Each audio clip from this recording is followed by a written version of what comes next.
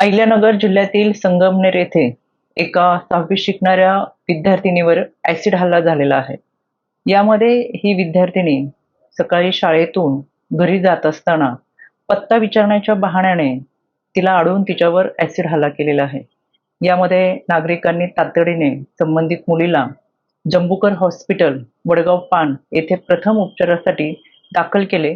त्यानंतर लोणी येथील हॉस्पिटलमध्ये या मुलीला ॲडमिट करण्यात आले. सध्या मुलीची प्रकृती स्थिर असून तिने दिलेल्या जबाबानुसार आणि प्रत्यक्षदर्शी काही व्यक्ती होत्या त्यांच्या सांगण्यानुसार गुन्हा नोंद करण्यात आलेला आहे. यामध्ये सीसीटीव्ही कॅमेऱ्याचे फुटेज असतील, त्याचबरोबर शाळेतील काही सीसीटीव्ही फुटेजचे कॅमेरे आहेत.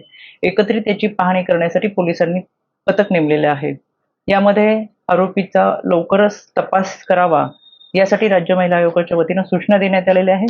यामध्ये तपास अधिकारी प्रवीणजी साळुंके हे व त्यांची संपूर्ण टीम आरोपीच्या शोधासाठी रवाना झालेले आहेत. यामध्ये तातडीने कारवाई करावी अशा सूचना राज्य महिला आयोगाच्या वतीनं देण्यात आलेल्या आहेत. आज साधारणतः 11:30 ते 12 वाजताच्या दरम्यान वडगाव पान गाव आहे संगमनेर तालुक्यामध्ये. त्या ठिकाणी शाळकरी मुलगी परत येत असताना तिच्यावरती अज्ञात व्यक्तीनं ॲसिड फेकल्याची घटना घडली. त्यानंतर संगमनेर तालुका पोलीस ठाण्यामध्ये BNS 124(1) प्रमाणे गुन्हा नोंद करण्यात आलेला आहे आणि आरोपीचा आम्ही शोध घेत आहोत. संबंधित मुलगी आहे तिच्यावरती उपचार PMT हॉस्पिटल लोणी या ठिकाणी करण्यात येत आहेत.